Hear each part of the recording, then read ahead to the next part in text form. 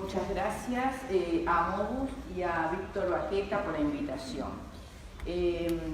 La opinión o lo que vamos a verter en esta instancia es parte de lo que consideramos los integrantes del movimiento Vallismo Ambiental del Partido Colorado.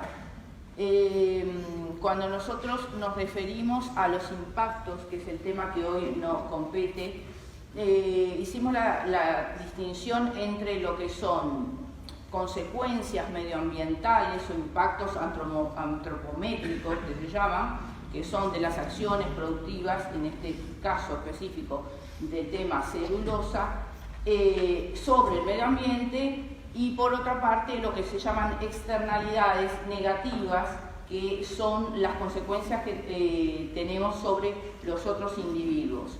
Evidentemente el gobierno se ha encargado de dar a conocer las externalidades positivas, sobre todo con referencia a la creación de algunos puestos de trabajo, y que va a haber un movimiento económico en el Uruguay, y también que va a haber un cobro de impuestos por estas actividades, lo cual va a redundar en un poco paliar alguna actividad o algunos de los déficits que tenemos, pero en realidad vamos a ver que también se agravan las cuentas públicas. Cuando hablamos de impactos de la producción, siempre hay impactos, pero en este caso lo que ocurre es que esta mega concesión va a producir impactos muy grandes en el territorio nacional. Nosotros lo que tenemos que considerar esta intervención estatal, porque no solamente es una intervención de unos privados que vienen aquí, pensemos que no estamos dando permiso para que se instale una pyme. Acá hay una mega concesión donde el Estado uruguayo tiene arte y parte. Se ha empecinado en que esto sea y salga como ellos quieren, contra viento y marea.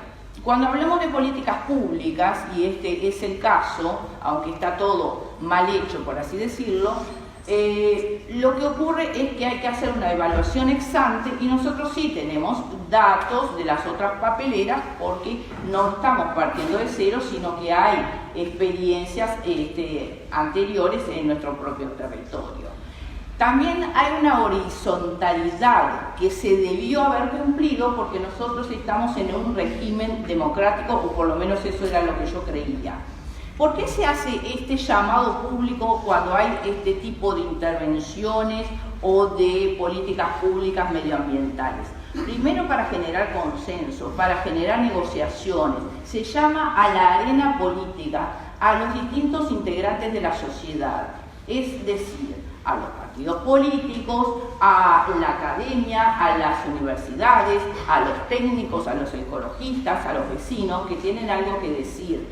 ¿Por qué? Porque aquí lo que interesa es tener, el impacto va a existir siempre, pero sí una buena política de mitigación de esos impactos y de esas consecuencias, cosa que en este caso no se va a dar tan así, porque acá se ha obrado a puertas cerradas, como todos sabemos. En las políticas públicas también hay un monitoreo y un seguimiento de las distintas acciones, y cosas claves son la fiscalización y la evaluación.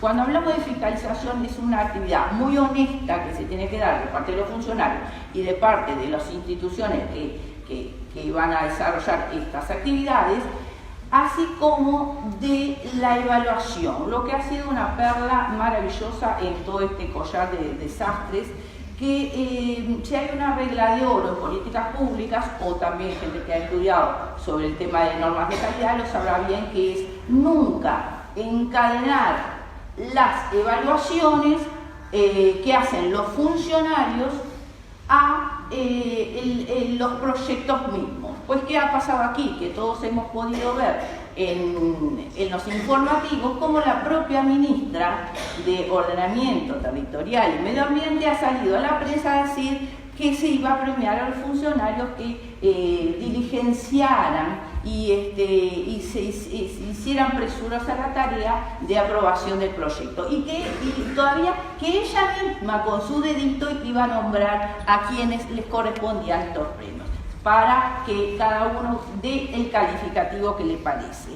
Después hay dos lógicas muy importantes que deben regir siempre, inclusive tengamos siempre el parámetro que nunca se debió haber roto, que es el imperio de la ley donde debió haber regido todo esto. Pero eso es harina de otro costal. Luz nos ha tenido al tanto de todo ello.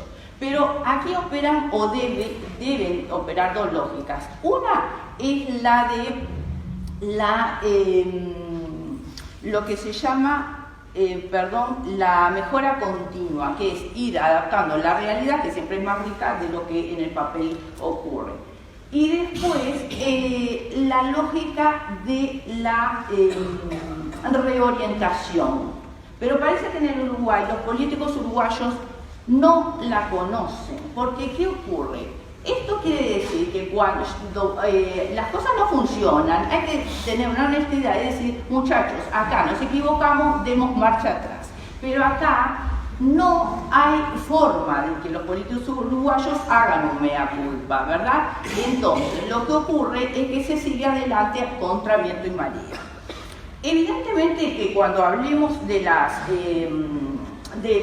dimensiones de los daños, vamos a hablar de magnitud, es decir, de lo que tiene que ver con la cantidad de especímenes que se pueden alterar o morir en lo que refiere al agua, a la tierra, a la fauna, a la flora. También veremos dimensiones como los daños respecto de la extensión en territorio, en hectáreas, etcétera. La intensidad en lo que refiere a la fuerza con que operan esos impactos, la duración en el tiempo, también la frecuencia con que a veces se dan, la reversibilidad o no, si estos daños se van a poder revertir, y la certeza de las probabilidades que aquí ocurren. Respecto de la parte social, de las externalidades, allí hemos visto y hemos ya conocido en otras oportunidades que los mismos compañeros nos han ilustrado, referente a los temas laborales, los temas económicos y la suba de los precios de los alquileres, las relaciones sociales, las dificultades que a veces ocurren con respecto al hecho de trabajadores extranjeros, el hecho de también alterar lo que son las clasificaciones de predios urbanos, suburbanos, y todo eso, la alteración de lo que tiene que ver con los negocios agrolocales y todo por ahí, para no hacer una lista muy extensa. Lo cierto es que acá nos va a quedar un pasivo referente al medio ambiente, del cual todos nosotros nos vamos a tener que hacer cargo, además de lo que es el pasivo económico que acá la compañera ya hizo referencia. Lo que ocurre es que este pasivo o esta deuda, se dice que los bienes ambientales no son mercadeables. No existe, o sea, se puede pedir un crédito económico para hacer una inversión con respecto, por ejemplo, a lo que es el trazado del tren o lo que fuere, y se puede refinanciar, pero en el tema medioambiental no existe esta posibilidad. Una vez que las tierras se desertifican o que el agua se contamina, es muy difícil volver atrás. Y aquí yo lo que hago referencia es que este costo y esto lo vamos a tener que asumir todos, pero acá hay una gran responsabilidad.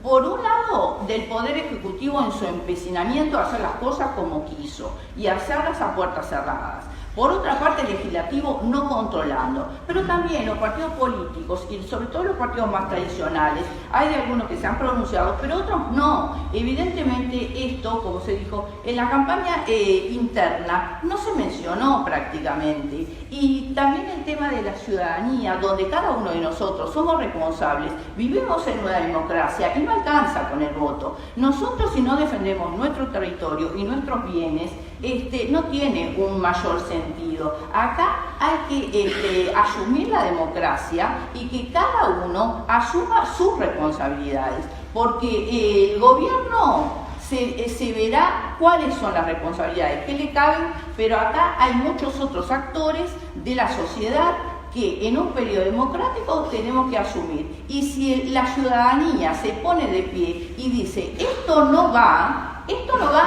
pero acá es muy difícil perdón que me trajo, que esto lo hagamos, pero es momento de hacerlo. Muchas gracias.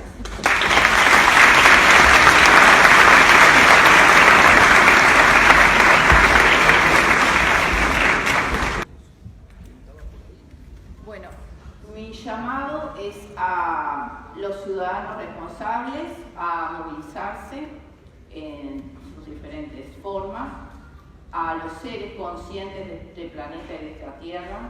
Pido perdón a la Pachamama por el daño que le estamos ocasionando y pido a la Pachamama que nos arme el camino para salir de este entuerto. Gracias.